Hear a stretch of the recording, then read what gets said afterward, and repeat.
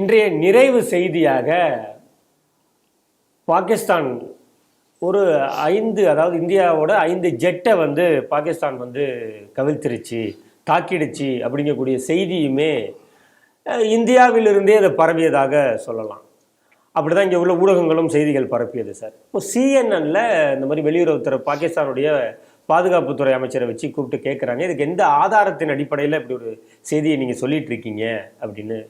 அப்படி கேட்கும்போது அவர் சொல்கிறாரு, இந்தியாவிலிருந்தே இருக்கக்கூடிய சோசியல் மீடியாவிலேருந்து தான் அந்த செய்தி பரவியது அப்படின்னு சொல்லும்போது அவருடைய முகத்திரை அங்கேயே கிழிந்து போவதாக நிறைய கமெண்ட்ஸ்லாம் போட்டுட்ருக்காங்க சோசியல் மீடியாவில். இந்த செய்தியை நீங்கள் எப்படி சார் பார்க்குறீங்க? தி ஹிந்துன்னு ஒரு பத்திரிகைங்க, இது எப்போதுமே ஆன்டி ஹிந்துன்னு நான் சொல்லுவேன். இந்தியாக்காரன் யாரும் ஆட்சியில் இருக்கக்கூடாது, சீனாக்காரன் தான் ஆட்சியில் இருக்கணுங்கிறதுக்காக ஒரு பத்திரிகை நடத்தினா அதுக்கு பேர் சிண்டு. ஹிந்துன்னு நான் அதை சொல்ல மாட்டேன். அதில் ராமன் ஒருத்தர் இருக்காருங்க, இந்த அயோக்கியத்தனத்தை எல்லாம் பண்ணி கொடுத்துருக்கோம் அவர் தான். 2019 எலெக்ஷனில் ரஃபேலை வைத்து மோடியை க்ளோஸ் பண்ணணுங்கிறதுக்காக ரஃபேலை பற்றி பொய் செய்தியாக விட்டு சவுக்கிதார் சோர்ஹை அப்படின்னு ஒரு பெரிய பிரச்சாரத்தை ராகுல் எல்லா இடத்துலையும் போய் சவுக்கிதார் சோர்ஹை இவர் தான் சொல்லி கொடுத்தாரு. கடைசியில் மக்களுக்கு உண்மை தெரிந்தது, மீண்டும் 303 சீட்டோட பாஜக ஆட்சிக்கு வந்தது. அது மட்டும் இல்லை, ரஃபேல் என்றாம் சொன்னது பொய் என்று நிரூபிக்கப்பட்டது. என்றாம் அப்படி எச்சில் மூஞ்சல் உளுத்த எச்சில வெக்கம் இல்லாமல் தொடச்சிட்டு திருப்பி அடுத்த போய் சொல்வார். அடுத்த போய் என்ன, பிக்காசஸ் என்று ஒரு இஸ்ரேலிய உளவு கருவியை வைத்துக்கொண்டு இவர்கள் எங்களுடைய மொபைல் எல்லாம் இது பண்ணுகிறார்கள் அது பண்ணுகிறார்கள்னு கதை கட்ட ஆரம்பித்தார். இதே என்றாம்கிட்ட கேள்வி கேட்டாங்க, என்ன ஆதாரம் இருக்கிறதுன்னு. இல்லை எல்லா பத்திரிகையிலும் வந்தது, அனுமானம் இருந்தது, அதை வைத்து நான் எழுதினேன்னு சொன்னார். ஒரு பத்திரிகைக்காரர், ஒரு மூத்த பத்திரிகை, அதாவது தமிழ்நாடு அரசுக்கு நிறைய அட்வைஸ் பண்ணக்கூடிய ஆள், நக்கீரனுக்கு எதுனா இவர் தான் ஜூரியா வரக்கூடிய ஆள். இவர் சொன்ன வார்த்தை என்ன, நாங்கள் ஆதாரம் இல்லாத எங்களுக்கு பத்திரிகையில் வந்த செய்தியை வைத்து நாங்கள் போட்டோம். என்னையா இது இந்து பத்திரிகை, என்ன பத்திரிகை? சரி, அதுவும் நீதிமன்றம் இது பொய் என்று தீர்ப்பு சொல்லிவிட்டது.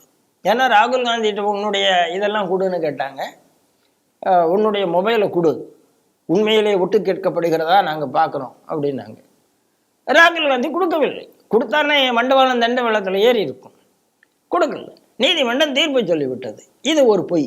இந்த பொய்யை கட்டமைத்தவர் யார்? திருப்பி என்றாம். இப்போவும் உச்ச நீதிமன்றம் மூஞ்சலை துப்பின உடனே அப்படி தொடச்சிட்டு போயிட்டார். வெக்கமே இல்லையாங்கிற, ஒரு தேசத்துக்கு துரோகம் செய்வதற்கு பொய்யுக்கு மேலே பொய் சொல்லுவீர்கள். உச்ச நீதிமன்றம் சொன்ன உடனே அப்படி மூஞ்ச தொடச்சிட்டு துப்பலெல்லாம் திருப்பி இன்னொரு பொய் சொல்லுவீங்களா? இப்போ அன்றைக்கு பகல்காம் தாக்குதல் நடந்துவிட்டது. பகல்காம் தாக்குதல் நடந்த உடனே பிரதமர் சொல்லுகிறார், நாங்கள் எந்த குற்றவாளியும் விடமாட்டோம், தண்டித்தே தீர்வோம்னு சொல்றார். இதுக்கடையில் யார் அவங்க மேலே சில கண்டிஷன்ஸ் போடுறாரு. 5 கண்டிஷன்ஸ் இந்தியா போடுகிறது. உதாரணம், சிந்து நதி பேக்ட்லேருந்து ஆரம்பித்து 5 கண்டிஷன் போடுறது. அதில் அவங்களுடைய ஏர் ஸ்பேஸ் இனிமேல் இங்கே கிடையாதுன்னு சொல்கிறோம். பாகிஸ்தான் பதிலுக்கு இந்தியா எங்களுடைய ஏர் ஸ்பேஸை யூஸ் பண்ணக்கூடாதுன்னு சொல்கிறோம். சிண்டு பத்திரிகையினுடைய தலைப்பு என்னன்னா, Pakistan closes air space to India, இது தலைப்பு. 2வது செய்தி என்னன்னா, nobody will be spared, prime minister. ஒரு நாட்டினுடைய பிரைம் மினிஸ்டர் இந்த நாட்டுக்காக பேசியிருக்கிறார். அது தலைப்பு செய்தி இல்லை. முதல் தலைப்பு செய்தி பாகிஸ்தானுடைய தலைப்பு செய்தி. என்ன பத்திரிகை நடத்துறாங்க, யாருக்காக பத்திரிகை நடத்துறாங்க? அதுக்கப்புறம் இந்த ஹிந்துவுக்கு இன்னொரு துணை அமைப்பு இருக்கு, துணை பத்திரிகை, பிஸ்னஸ் பத்திரிகை, பிஸ்னஸ் லைன். அந்த பிஸ்னஸ் லைன் நேத்தினுடைய தலைப்பு செய்தி என்னன்னா, பாகிஸ்தான் ஏர் ஸ்பேஸை க்ளோஸ் பண்ணதுனால 1 வருஷத்துக்கு 7000 கோடி இந்தியாவுக்கு நஷ்டப்படும். ஏன்னா சோக்கால் எடுத்த பிண்டமாட அவனுக்கு மான வெக்கம் சூடு சொன்ன கிடையாது. அப்போ இந்தியாவுக்கு லாஸ் இருந்து பாகிஸ்தானுக்கு லாஸ் இருக்காதா? அதை பற்றி நீ போட மாட்டியா? அதுதான் தலைப்பு செய்தி பிஸ்னஸ் லைனில். நேற்று 7000 கோடி. காசுக்கு விட போனவன் நீனுங்கிற காமிச்சிட்டு இருக்கியான்னு கேட்குறேன் ராம்கிட்ட. காசுக்கு விட போனவன் நீ. இன்னைக்கு ஸ்டாலினை பிடிச்சி தொங்கிட்டு அலைகிறாரு. எதுக்கு? ஒரு ராஜ்யசபா சீட்டுக்குன்னு சொல்லப்படுகிறது. ராஜ்யசபா சீட்டுக்காகத்தான் ஸ்டாலின் கூட தினசரி இவர் வாக்கிங் போகிறார் அப்படின்னு ஒரு செய்தி நமக்கு வருகிறது. ராஜ்யசபா சீட்டு இவருக்கு எதுக்கு? இந்தியா ராஜ்யசபா சீட்டு எதுக்கு வேணும்? இந்தியா தான் உனக்கு வேண்டாமே, எதுக்கு வேணும்? சைனாவுக்கு வேலை பார்க்கறதுக்கா? சரி, இப்ப என்ன பண்ணாங்க, அப்ப ராஜ்சபா சீட்டுக்காக ஸ்டாலினை தொங்கி பிடிச்சிட்டு இருக்காரு. ஸ்டாலின் என்ன சொல்றாரு, இவருக்கு 80வது பிறந்த நாளுக்கு ஒரு வாழ்த்து சொல்லி my thinking companion and walking mate. அதாவது இப்ப புரியுது ஸ்டாலின் ஏன் ரொம்ப ஆபத்தானவர்னு. சுயமா சிந்திக்காமல், கருணாநிதிக்கு சுயமா சிந்திக்க தெரிஞ்சது, கம்யூனிஸ்ட்காரர்களை எங்க வைக்கணுமோ அங்க வைத்திருந்தார் கருணாநிதி. சொல்லிப்பாரு, நானும் மார்க்சிஸ்ட் அப்படிம்பாரு, நானும் கம்யூனிஸ்ட் அப்படிம்பாரு. எங்க வைக்கணுமோ அங்க வச்சிருந்தார். வாக்கிங்லாம் அவர் கூட்டு பண்ணதே கிடையாது. இந்த ஆள் இவர் கூட்டிட்டு போறாருன்னா இவருக்கு அதற்கான தகுதி இல்லை என்றுதான் தெரிகிறது. அறிவை இரவல் வாங்குகிறார் என்று தெரிகிறது. இவர் அறிவு எப்படிப்பட்ட அறிவுங்கிறத நாம் பார்த்துறோம். இப்போ 2 நாள் நேற்று இந்தியா ஸ்ட்ரைக் நடத்தின உடனே, இது ஒரு சர்ஜிக்கல் ஸ்ட்ரைக். 9 இடத்துல அடிச்சு தூள் கிளம்பியாச்சு. ஏன்னா 80 ஆளில்லா விமானங்கள், நம்ம தமிழில் புரிகிறது மாதிரி சொன்னால் 80 ஆளில்லா விமானங்கள் 9 இடங்கள்ல அடிச்சு நொறுக்கி எல்லாம் திரும்பி வந்த பிறகுதான் பிரதமர் வீட்டுக்கே போகிறார். செய்தியை கேட்டு 1:30க்கு அனுப்பப்படுகிறது. 1:45, 1:50க்குள்ள எல்லாம் ஸ்ட்ரைக்கு முடிஞ்சிருது. அதுக்கப்புறம் செய்தி வந்த பிறகுதான் பிரதமர் வீட்டுக்கு போகிறார். 1:45லேருந்து 2:30க்குள்ள உலகத்தில் உள்ள எல்லா நாடுகளுக்கும் இந்தியா நாங்கள் அடிச்சுட்டோங்கிற செய்தியை வேற. எப்போதுமே என்னன்னா, அடி வாங்கினவன் தான் உலகத்தில் போய் அழுவான். அதுக்கு முன்னாலே இந்தியா போய் சொல்லிடுது, நாங்கள் அடிச்சாச்சுப்பா, நாங்கள் இந்த இடத்துல தான் அடிச்சிருக்கோம், சிவிலியனுக்கு எந்த பாதுகாப்பும் இல்லை, எந்த ஆபத்தும் இல்லை, பாகிஸ்தான் இராணுவத்துக்கு எந்த ஆபத்தும் இல்லை, நாங்கள் பயங்கரவாதிகள், எல்லாத்தையும் சொல்லி விட்டுச்சாச்சு. நம்ம ஹிந்து பத்திரிகை ஒரு செய்தி போடுகிறது, 3 விமானங்களை பாகிஸ்தான் சுட்டு வீழ்த்தினார்கள். இது தலைப்பு செய்தி. கேவலமா இல்லையா அவனுக்குன்னு கேட்கிறேன். பாகிஸ்தானில் உள்ள டிஃபென்ஸ் மினிஸ்டர்ல இப்ப கேட்கறாங்க, நீங்க 3 விமானத்தை சுட்டு கொண்டு விட்டீங்களா, ஆதாரம் எங்க? இந்தியாவில் உள்ள பத்திரிகை சொல்லிதுன்னு அவர் சொல்றாரு.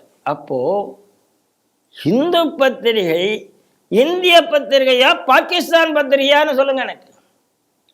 அதான் என்னுடைய கேள்வி. உடனே இராணுவத்தில் இந்த மறுப்பு வருகிறது. எல்லாரும் வந்த உடனே அதை டெலீட் பண்றாரு. டெலீட் பண்ணிட்டு ஒரு ரெக்ரெட் கொடுக்கிறார். அதுக்கு மாலினி பார்த்தசாரதி பதில் கொடுக்கிறார்கள். ஐயோ, இப்படிப்பட்ட பத்திரிகை ஏற்கனவே மாலினி பார்த்தசாரதி 2-3 இடத்துல பதில் கொடுத்துருக்காரு. எவ்வளவு தரம் தாழ்ந்து போய்விட்டது. இப்போ 2 உதாரணம் சொல்றேங்க. இந்த நாட்டில் கார்கில் யுத்தம் நடக்கும். கார்கில் யுத்தம் நடக்கிற நேரத்தில் ஆனந்த விகடனில் ஒரு ஆனந்த விகடனும் 1990லேருந்து இந்திய விரோத பத்திரிகையாக மாறி இருக்கிறது. இப்போ மோடி படம் என்ன போட்டாங்கன்னா, மோடிக்கு இந்தியாவுக்கு சம்பந்தம் இல்லை, மோடி இந்தியாவை காப்பாற்றுகிறார், அதனால உனக்கு மோடி இல்லை. நான் மோடியை தானே போட்டேன், இந்தியாவை போடலையேன்னு போடலை. மோடி ரெப்ரசன்ட் இந்தியா, அதில் மாட்டுக்கிறது கிடையாது. மோடி ஒன்றும் கைகட்டி நிற்கல ட்ரம்ப்கிட்ட, அது எல்லாரும் பார்த்துருக்கலாம். ஆனால் ஒரு கார்ட்டூன் போட்டான், கார்ட்டூன் எடுக்க வைக்கப்பட்டது, அது ஒரு பக்கம் இருக்கட்டும். கார்கில் யுத்தம் நடக்கும்போது ஆனந்த விகடனோட அட்டை என்ன என்றால், உறையும் பணியில் இந்திய வீரர்கள். ஆஹா, இந்திய வீரர்களை ரொம்ப பரிதாபப்பட்டு ஏதோ கட்டுரை எழுதியிருக்காருன்னு பார்த்தா உள்ள ஞானி எழுதுகிறார். ஞானின்னு ஒரு பத்திரிகையாளர், அவர் இன்னைக்கு உயிரோட இல்லை. அவருடைய தொடர் ஆரம்பமாகிறது. அந்த தொடரில் எழுத ஆரம்பித்த உடனே முதல் தொடர்லேயே யாசின் மாலிக்கினுடைய இன்டர்வியூ. யாசின் மாலிக் 8 வயசுலேயே எப்படி இந்தியாவுக்கு எதிராக மாறினார், எப்படி இந்த இராணுவம் காஷ்மீர் மக்கள் மீது வன்முறையை கட்டவிழ்த்து விடுந்தது. ஆகையினால சிறு வயசுல 8 வயசுல என்னையா தெரியும். இதுதான் அந்த ஞானியினுடைய கட்டுரை. என்ன ஞாபகம் இருக்கும். யாசின் மாலிக்கினுடைய இன்று அந்த கட்டுரையை, இந்த காஷ்மீரே நமக்கு தேவையில்லை, எதுக்கு இந்த கார்கில் யுத்தம்ங்கிற மாதிரி ஞானி எழுதுகிறார். டக்குன்னு செய்தி பரவினது. ஆனந்த விகடன் ஆசிரியர் அலுவலகத்துக்கு நம்மை சேர்ந்தவர்கள் சென்றார்கள். ராமகோபாலன் உடனே ஒரு ஸ்டேட்மெண்ட் கொடுத்தார். அப்போ விஜயில் ராதாராஜன் ஒருத்தர், அவர் ஒரு ஸ்டேட்மெண்ட் கொடுத்தார். ஏபிபியில் சடகோபன் ஒருத்தர் இருந்தார், அவர் பண்ணார். இதுக்கு பின்னணியில் நம்பின்னு ஒருத்தர் இருந்தார். எல்லாம் நடந்து முடிந்த உடனே அந்த கட்டுரை தொடர் நிறுத்தப்பட்டது. கட்டுரை தொடர் நிறுத்தப்பட்ட உடனே யுத்தம் இருக்கிற நேரத்தில் இந்த மாதிரி கட்டுரை பெற வேண்டாம் என்று வாசகர்கள் சொன்னதால் நிறுத்திக் கொள்கிறோம் அப்படின்னா ஆனந்தவன் எழுதுறாங்க. நம்ம நக்கீரன் கோபால், காக்கிகள் எல்லாம் போய் காவிகள் எல்லாம் போய் அங்க போய் மிரட்டி நிறுத்தி விட்டார்கள் அப்படின்னு நக்கீரன் கோபால். நக்கீரன் நமக்கு என்ன இருக்கு. கட்டுரை ஆனந்த விகடனில் நிறுத்தப்பட்டது. இந்தியாவுக்கு எதிராக ஞானி எல்லையில போய் பாகிஸ்தான்காரருடைய கொஞ்சம் குழாவி எழுதின கட்டுரை தொடர் நிறுத்தப்பட்டது. இதே ஞானி தமிழ் இந்து, இப்ப இந்து தமிழ் திசை, தமிழ் திசையில ஒரு கட்டுரை எழுதுகிறார். பிரதமர் இவர்தான் என்று பிரச்சாரம் செய்து வெற்றியடைவதான் தான் அது சட்ட விரோதம். இந்திய சட்டத்தில் இவர்தான் பிரதமர் என்று தேர்தலில் சொல்ல முடியாது அப்படின்னு ஒரு கட்டுரை எழுதுறார். கட்டுரையில் ஹிந்தி பத்திரிகை என்ன பண்ணது, அந்த தலைப்புல விடுவாங்களே, தலைப்புல பாக்ஸில் போட்டு ஞானின் நான் எழுதுகிறேன். சட்டத்தில் எங்க இருக்கு ஒரு கட்சி பிரதமர் வேட்பாளர் சொல்லக்கூடாதுன்னு எங்க இருக்கு சொல்லுங்க? அரசியல் அமைப்பு சட்டத்தில் எங்க இருக்குன்னு கேட்டேன். ஞானி அவர்களை கேட்டேன். ஹிந்து பத்திரிகையுடைய அசோகன் அவர்களுக்கு அந்த கடிதம் எழுதியிருந்த பதிலே வரல, ஆனால் கட்டுரை இருந்தது. மோடி ஜெயிச்சார். சட்டவிரோதம்னா அன்னைக்கு நீங்க கேஸ் போட்டிருக்க வேண்டியதானே சொன்னேன். கேஸ் எல்லாம் போடல. பொய்யை புலகி இந்தியாவில் தேசபக்தர்கள் வரக்கூடாதுன்னு வேலை பார்த்ததுல ஆனந்த விடணும் ஹிந்துவோ உனக்கு ஒன்றும் சலைச்சது இல்லை. 2012 இருக்கலாம், ஜனவரி மாதம் விவேகானந்தர் ஜெயந்தி. அதை விட்டு ஹிந்துவில் ஒரு கட்டுரை வருகிறது. சஞ்சய் ஸ்ரீவத்சவா அப்படின்னு அந்த கட்டுரையாளர். அந்த கட்டுரையாளர் யாருன்னா பிரைம் மினிஸ்டர் மன்மோகன் சிங்கினுடைய எக்கனாமிக் அட்வைசர். அவர் என்ன எழுதுகிறார், விவேகானந்த சுவாமி இப்படி கையை கட்டி கொண்டு இருப்பது இதுதான், இதன் மூலம்தான் இந்தியாவில் மேல் சாவனிசம் வந்தது. ஆணாதிக்கம் இந்தியாவில் எப்படி வந்ததுன்னா இந்தியா இப்படி கட்டுட்டு இருக்கிறதுனால தான். விவேகானந்தர் இப்படி கையை வச்சிருந்ததுனால தான் இந்தியாவில் ஆணாதிக்கம் பரவிட்டான். பெரிய பொருளாதார நிபுணர் கட்டுரை எழுதி அந்த கட்டுரையை இந்து பத்திரிகை பிரசுரம் பண்ணி உடனே நாங்கள் எல்லாம் அப்போ எதிர்ப்பு தெரிவித்து ஒரு டகடகடகன்னு அப்போதான் இந்த ட்விட்டர் வந்திருந்த, அப்போதான் நம்ம அண்ணா ஹசாரே ட்விட்டர்லாம் புரட்சி பண்ண நேரம். அரவிந்த் கெஜ்ரிவால் கூட ட்விட்டரை கையில் எடுத்து தான் புரட்சி பண்ணார். ட்விட்டர் சோசியல் மீடியாவில் சொல்லி ஹிந்து பத்திரிகைக்கு வாசலில் ஒரு 80-90 பேர் ஒரு ஞாயிற்றுக்கிழமை காலையில் திடீர்னு போய் நின்று ஸ்ட்ரைக் பண்ணி எங்களெல்லாம் அரெஸ்ட் பண்ணி, அதுக்கப்புறம் டிபார்ட்மெண்ட்டில் இருக்கிற ஏசிஏ நான் உங்களை எடிட்டரை சந்திக்க வைக்கிறேன்னு சொல்லி எடிட்டர் கூட சந்திப்பு நடக்காமலே பேசி அவர்கள் அதை ரிக்ரெட் பண்ணினாங்க. பாருங்கள், ஒரு ஹிந்து துறவியை எவ்வளோ கேவலமாக எழுதினார்கள், ரிக்ரெட் பண்ணாங்க. ரிக்ரெட் பண்ணினது போதாது, அப்பாலஜி வாங்க வேண்டும் என்று நான், நம்முடைய திராவிடமாய் சிப்பு, ட்விட்டர் ரெங்கா எல்லாரும் 3, சித்தார்த்த வரதராஜன் தான் எடிட்டர், போய் பார்த்து அப்பாலஜி நீங்கள் வாங்க வேண்டும் என்று சொன்னோம். ஹிந்து பத்திரி அப்பாலஜி வாங்கிடுது. இங்கே கட்டுரை நிறுத்தினோம் ஆனந்த விடன்ல, இங்கே அப்பாலஜி வாங்கினது. அப்பாலஜி வாங்கினதுக்கப்புறம் கொஞ்சம் எல்லாம் சரியாச்சுன்னு நினைக்கிறேன். எல்லாம் இப்போ இந்த ஹிந்து பத்திரிகை என்ன பண்ணிட்டு இருக்கேன், ஹிந்து பத்திரிகையுடைய ட்ரஸ்டி தான் மியூசிக் அகாடமிக்கு ட்ரஸ்டி. நெத்தியில் எதுவுமே இல்லாமல் புறம்போக்கு என்று மோடியை பற்றி பாடுற ஒரு ஆளை தூக்கி வைத்து கொண்டு கச்சேரி நடத்துகிறது மியூசிக் அகாடமி. அது யார், ராவி தான் கூட இருக்கிறார். அப்போ ஹிந்து பத்திரிகைக்கு அதாவது தேசபக்தியும் போயாச்சு, பண்பாடும் போயாச்சு, கலாச்சாரமும் போயாச்சு, நாகரிகமும் போயாச்சு. இன்னைக்கு இவங்க போட்டார்கள், இவங்க போட்ட செய்தி உடனே ட்விட்டை இப்போ டெலீட் பண்ணினார்கள். தந்தி பத்திரிகை இந்த இதை கார்டா போட்டிருந்தாங்க. தந்தி டிவி 5 ஜெட் பிளேனை பாகிஸ்தான் சுட்டு வீழ்த்தியதுன்னு கார்டு போட்டிருந்தாங்க காலையில். உடனடியாக நான் தந்தி டிவியை கூப்பிட்டு ஒரு நிர்வாகியை கூப்பிட்டு, சரிப்பா அவர் சொன்னால் நீங்கள் போடுங்க பாகிஸ்தான் பிரதமர்னா, அது கூட இந்தியன் வெர்ஷன் போட வேண்டாமா, இந்தியா மறுத்துள்ளதுன்னு போடுங்க, ஆனால் இந்தியா இதை உறுதி செய்யவில்லைன்னு போடுங்க, ஏன் அவருடைய ஸ்டேட்மெண்ட்டை மட்டும் போடுங்க, இந்தியன் ஸ்டேட்மெண்ட்டை போட்டால் நீங்கள் இன்னொரு கவுண்டர் போட வேண்டிய அவசியம் இல்லை ஏன் என்று கேட்டேன். இது ரொம்ப தப்பு அப்படின்னு சொன்ன பிறகு என்ன நடந்தது என்று தெரியாது. இப்போ நான் பார்க்குறேன் அந்த ட்விட்டர் காணும். எஸ்ஆர்எம் கல்வியில் லோரா என்று ஒரு பேராசிரியை தானே எனக்கு தெரியாது, ஒரு ஆசிரியர். இந்த அம்மா நம்முடைய சுற்றுலா பயணிகள் இந்து தானா என்று கேட்டு அவர்களை சுட்டு கொண்ட போது வாயில எந்த கொழுக்கட்டையை வச்சுட்டு இருந்தாங்கன்னு தெரியாது, கை ஒடிஞ்சு போயிருந்ததான்னு எனக்கு தெரியாது. உடனே ஒரு ட்விட்டு போடுகிறார்கள், இந்தியா ஸ்ட்ரைக் பண்ணிட்டு 9 இடத்துல இந்திய இராணுவம் தன்னுடைய வீர சாகசத்தால் குழந்தைகளை கொண்டு விட்டது. எந்த குழந்தையை கொண்டது? உனக்கு தேவை சமாதானம். இப்போ அந்த அம்மா பணி நீக்கம் செய்யப்பட்டிருக்கிறார். பணி நீக்கம் கிடையாதுங்க, அவங்க இந்திய பாதுகாப்பு துறையை, இந்திய இராணுவத்தை கேவலப்படுத்தி இருக்கிறார். கேவலப்படுத்தினதுனால அவங்க மேல இந்திய ராணுவம் நடவடிக்கை எடுக்க வேண்டும். இன்னொரு தடவை அந்த கை அப்படி எல்லக்கூடாது. என்ன ராணுவம்னா அவ்வளவு ஈஸியா? என் நாட்டில் வருவான், என்னுடைய பெண்களை வைத்துக்கொண்டு ஆண்களை மட்டும் கொண்டுட்டு போவான், அதுக்கு மோடி திருப்பி அடிப்பார், அடிச்சா எங்க ராணுவத்தை கேள்வி பண்ணுவீங்களா நீங்க? அவ்வளவு தெம்பு வந்துருது அவங்களுக்கு எஸ்ஆர்எம் உள்ள இருந்துகிட்டு. அப்ப எஸ்ஆர்எம் உள்ள யார் இருக்கிறார்கள்? புதிய தலைமுறையில யார் இருக்கா? புதிய தலைமுறை இதே வேலையை பார்த்தாங்க. தாலிபானுமா வேண்டாமான தீபாவளி, தாலிபானுமா வேண்டாமான ஒரு டிபேட், தீபாவளி வேண்டுமா வேண்டாமான டிபேட், இது எல்லாம் புதிய தலைமுறையில வழக்கமாக நடந்து கொண்டிருந்த. அதுக்கும் நம்ம ஒரு ஆர்ப்பாட்டம் பண்ணோம், எல்லாம் பண்ணோம். இன்றைக்கு இருக்கிற ஊடகங்கள் இந்தியாவுக்கு சாதகமான ஊடகங்களாக தமிழகத்தில் இல்லை. இதுக்கு பின்னால நிறைய பேர் இருக்கிறாங்க. புதிய தலைமுறை இப்ப எப்படி மாறி இருக்கிறது எனக்கு தெரியாது. இப்ப சமஸ்வந்தர் இருக்கிறார், சில விஷயம் சென்சிட்டிவான விஷயத்தை அவர் அவாய்ட் பண்றாரு.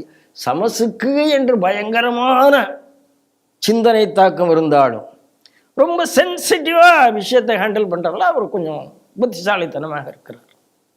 அப்ப இன்னைக்கு எங்க போயிட்டு இருக்கு, உள்ள யார் இருக்கா எனக்கு தெரியாது. ஆகையினால தமிழகத்தினுடைய, அதாவது யாரை சொல்லுகிறார், பாகிஸ்தானுடைய டிஃபென்ஸ் மினிஸ்டர், இந்தியன் மீடியா. அந்த மீடியா எங்க இருக்கிறது? தமிழ்நாட்டில் மவுண்ட் ரோட்ல இருக்கு. ரெண்டுமே அங்கதான் இருக்கு. அனந்த விட அந்த பக்கம் தான் இருக்கு, தந்தி கொஞ்சம் தள்ளி இருக்கு. அப்போ இது எல்லாமே தமிழகத்தில் தான் இப்போ இந்த மாதிரி குரூப் இருக்குங்கிறத என்னையே இதை முடிவு செய்யணும். இவர்களுக்கு என்ன தண்டனை கொடுக்கும்? ஸ்ரீ டிவி நேயர்களுக்கு என்னுடைய ஒரு வேண்டுகோள் என்னன்னா, தேசத்துக்கு எதிரான பதிவு, அது ஃபேஸ்புக்லேயோ ட்விட்டர்லேயோ இன்ஸ்டாலேயோ யூடியூப்லேயோ எங்கே வந்தாலும் தயவுசெய்து ஸ்க்ரீன்ஷாட் எடுத்து ஸ்ரீ டிவிக்கு அனுப்புங்க. ஸ்ரீ டிவி டேக் பண்ணுங்க. என்னுடைய பத்திரிகை இருக்கிறது, ஒரே நாளை டேக் பண்ணுங்க, எங்கள் பேரை டேக் பண்ணுங்க, அனுப்புங்கள். நாங்கள் உங்களுக்காக, நீங்கள் என்ன பண்ணலாம், என்னையே டேக் பண்ணலாம், டிஃபென்ஸ் மினிஸ்டரை டேக் பண்ணலாம், ஹோம் மினிஸ்டரை டேக் பண்ணலாம், எல்லா மினிஸ்ட்ரியும் டேக் பண்ணலாம், பிஎம்ஓவை டேக் பண்ணலாம். தயவு செய்து ரிப்போர்ட் அடிங்க. முதல்ல ஸ்க்ரீன்ஷாட் எடுத்துருங்க, அதுக்கப்புறம் எங்களுக்கெல்லாம் அனுப்புங்க, அதுக்கப்புறம் ரிப்போர்ட் அடிங்க. இந்த நாட்டில் ஒத்தர் இந்துக்களுக்கு எதிராக, இந்தியாவுக்கு எதிராக நான் பேச முடியும் அப்படிங்கிற எண்ணம் வரவே கூடாது. இந்த 2 நாளில் எல்லாம் முடிந்துடும் நினைக்கிறேன். பாகிஸ்தான் என்ன ஆகும்னு எனக்கு தெரியாது.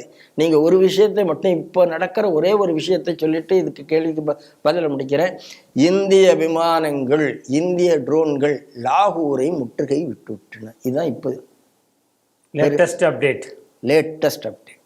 லாகூரை முற்றுகை 47ல் நாம் லாகூரை பிடிச்சிட்டோம், நாம் பின்வாங்கிட்டோம். சரி பரவாயில்ல, சமாதான ஒப்பந்தம் போட்டு பின்னால் வந்தோம். ஆனால் காஷ்மீரை பாகிஸ்தான் பிடித்த காஷ்மீர் அவங்ககிட்டே இருந்துட்டு, அதே தான் 2வது வாரலையும், அதே தான் 3வது வாரலையும். பாகிஸ்தான், பங்களாதேஷ், இந்தியா அந்த 71 வாரில் ஆல்மோஸ்ட் லாகூரை சுற்றி 1530 ஸ்கொயர் கிலோமீட்டர் ஏரியா இந்தியா கையில் வந்தாச்சு சார். 1530 ஸ்கொயர் கிலோமீட்டர்னா நீங்கள் கற்பனை பண்ணி பாருங்கள். ஒரு சென்னை, ஒரு காஞ்சிபுரம், ஒரு திருவள்ளூர், ஒரு செங்கல்பட்டு, திருவள்ளூர், இவ்வளவும் சேர்ந்தா எவ்வளோ பெரிய ஏரியாவோ அவ்வளோ பெரிய ஏரியா இந்தியா கையில் வந்தாச்சு 1971. நெகோசியேஷன் டேபிள் வருகிறது. நெகோசியேஷன் டேபிள் 72ல் சிம்லா அக்ரிமெண்ட் வருகிறது. சிம்லா அக்ரிமெண்ட்ல நாம் பிடித்த இடத்தை எல்லாம் திருப்பி கொடுத்து விட்டோம். ஏன் அன்னைக்கு இந்திரா காந்தி பிஓக என்கிட்ட கொடுத்தாதான் லாகூரை திருப்பி தருவேன்னு பேசியிருந்திருக்கலாம். பிஓக எனக்கு, ஏன்னா நாம வெற்றியை, இராணுவத்தால் பெற்ற வெற்றியெல்லாம் on the table we lost, on the gun we won, on the table we lost. இதுதான் நம்மளுடைய தொடர்கதையா இருந்தது. ஆனால் இப்போ வந்திருக்கிற செய்தி, லாகூரை நம்மளுடைய ட்ரோன்கள் முற்றுகையிட்டு விட்டது, கலக்கத்தில் இருக்கிறார்கள். இப்போ என்ன நடக்குது என்று பார்ப்பதற்கு நான் ஆவலாகவே இருக்கிறேன். ஒன்று பாகிஸ்தான் சரண்டர் ஆகணும், இல்லைன்னா வேலையை நிறுத்தணும், இல்லை என்றால் என இந்தியா தெளிவாக சொல்லியிருக்கிறது, எங்களுக்கு பாகிஸ்தான் மீது யுத்தம் தொடுப்பதோ பாகிஸ்தானை பிடிப்பதோ எங்களுடைய நோக்கம் இல்லை. எங்களுடைய நோக்கம் பாகிஸ்தானுடைய சிவிலியனை கொள்ளுவதோ, இராணுவ தளவாடங்களை கொள்ளுவதோ, அது தாக்குவதோ, இல்லை பாகிஸ்தான் ஆக்கிரமிப்பு பண்ணுவது நோக்கம் இல்லைன்னு சொல்லியாச்சு. இருந்தாலும் கராச்சியை நம்ம பிடிச்சு வச்சிருக்கோம். இப்போ பிடிக்கல, நேரம் பிடிக்கிற மாதிரி ஒரு சீஸ் அண்டர் சீஜ் லாகூர் கொண்டு வந்திருக்கோம் லாகூர். ஆகையினால இப்போ உலகத்தில் உள்ள எல்லாரும் மரியாதையாக பிஹேவ் பண்ணாலும் பாகிஸ்தானை சொல்லி கொண்டு இருக்கிறார்கள். பாகிஸ்தான் எப்படி பிஹேவ் பண்ணதுன்னு பார்ப்போம். இந்தியாவில் இருக்கிற இந்தியா வெற்றி பெறும், அதில் சந்தேகம் கிடையாது. பாகிஸ்தான் சரண்டர் ஆகும். இதுவரைக்கும் பாகிஸ்தான் எந்த யுத்தத்திலையும் வென்றதும் இல்லை, வேணா கத்தலாம்.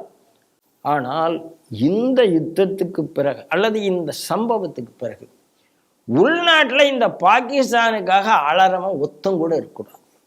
அதைத்தான் நம்மளுடைய ஃபர்ஸ்ட் மிஷனாக வச்சுக்கணும். இங்கே சும்மா பொண்டாட்டியை அனுப்பி 22 பொம்பளையை அனுப்பி 100க்கு மேலே பிள்ளையை பற்றிக்கிட்டு 5 லட்சம் பொம்பளைகளை அனுப்பி நான் குடியுரிமை வர அவங்க இந்தியாவில் இருக்க சொல்லி இந்தியாவிலேருந்து அங்கே போய் இது எதுவும் நடக்கூடாது.